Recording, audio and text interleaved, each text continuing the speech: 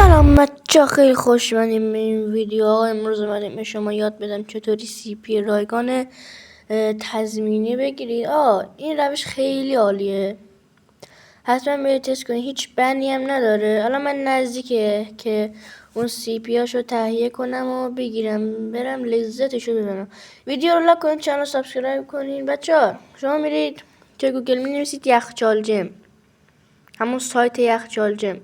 من یه چیزی هم بگم، من همه سی پی هامو از سایت یخچال جم تهیه میکنم. شما هم برید حتما از یخچال جم تهیه کنید. بچه ها میدونین اون پایین یه گزینه از بازی کن سی پی ببر، عکس دایناسور هم کنارش هست، یه سی پی دیگه هم کنارش هست. اونو میزنید، شما رو میبره به بخشی. خب الان میبینید نوشته شانس تو تموم نشده.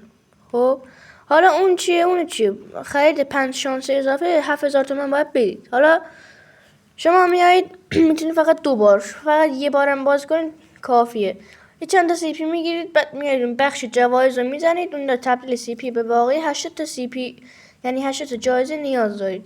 3 تا هم بخش داره، میبینید 80 تا سی پی نیاز داره تا به اکانت شما 80 تا سی پی بزنه. بچه هیچ منفی نداره، سی پی منفی.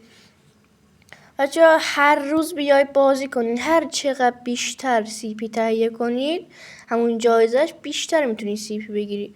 اون بخش دومش هم درباره گره کشیه، اونم گره کشی ربات انجام میده. فکر نکنم حالا اونو نرید، شما سی پی هاتون همون جوایزتون هدر ندید.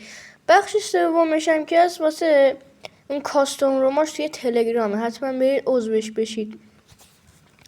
بچه این سایت خیلی عالی، یعنی هر توضیحاتی میده. اولین سایتیه که داره سی پی رایگان میده. الان میبینید جوایز نیاز به 10 سی پی تا قرعه کشی 80 تا سی پی. اینا به درد نمیخوره، فکر نکنم شما برید اینو انجام بدید. شما همونجا به اون 80 تا جوایز رو تهیه کنید، بزنید 80 تا سی پی رو بخرید، واقعا به دردتون میخوره. این به دردتون نمیخوره. خب ولی اونایی که واقعا میخوان توی گره کشی خوش شانسن برن اونجا ثبت نام کنن. اون نمیبینید شرکت در کاستوم روم گره کشی، اونو حالا خودتون خواستید میتونید برید. بچه تا اینجا خیلی خوب. اگه اومده باشه میتونید 80 تا سی پی رو بگیرید، اونم هر روز فقط 15 تا، اونم بعد از 9 صبح وجوده. بچه تا ویدیوی بعدی بدرود.